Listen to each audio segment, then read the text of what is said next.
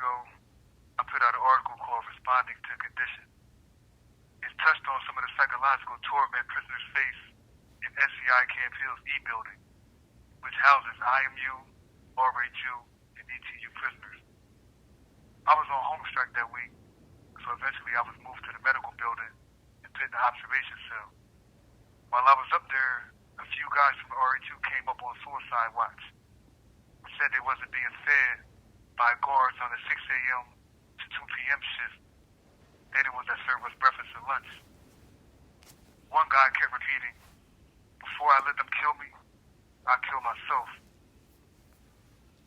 They basically attempted suicide just to come to the observation cell to eat.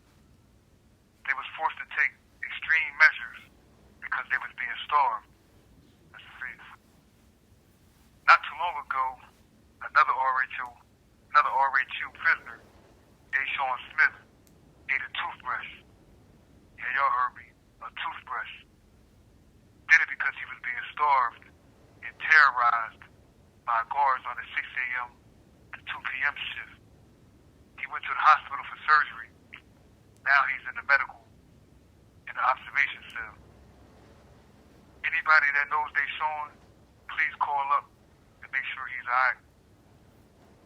The main guards that be responsible for these type of situations, Lieutenant Elwell, Sergeant Tippy, CO Wrestler, CO Zimmerman, CO Vino, CO Yacht, and CO Lowe. This is a call from Pennsylvania State Correctional Institution, Camp Hill. This call is subject to recording and monitoring.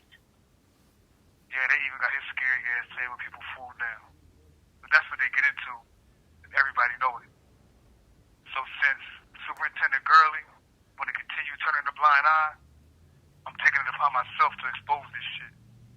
This situation is beyond serious, but at the same time, I don't take none of those individuals seriously. How can I?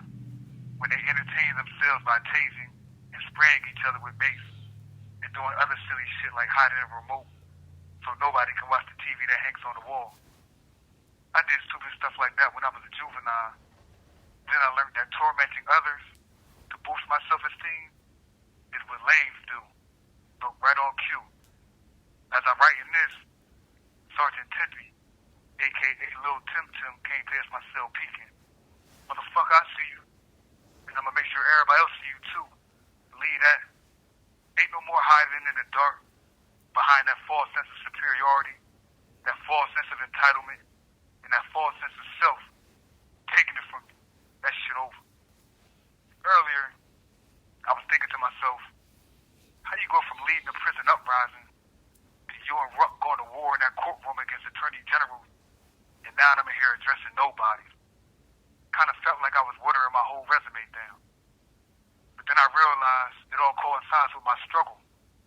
For one, I hate bullies.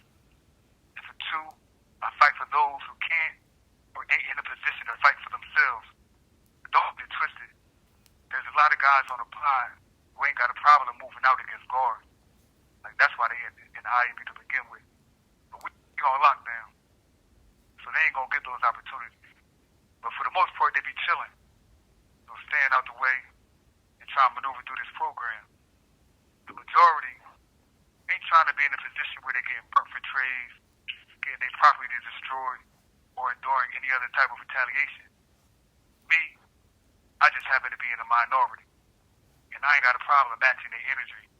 This light work. Check it though. Other day I was in the yard talking to an old head named Raheem. He uses a wheelchair to get around and shouldn't even be in the IMU. Anyway, we were discussing my situation as far as the guards damaging my property. And I gave him a little breakdown of how I'm about to start exposing them.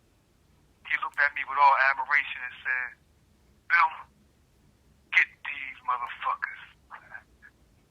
So to him, experiencing mental and emotional deterioration caused by being housed on E Block at Camp Hill, I got us.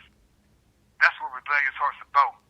We take pain and pressure and turn it into power. And shout out to the Black Ghost. About to get spooky out here.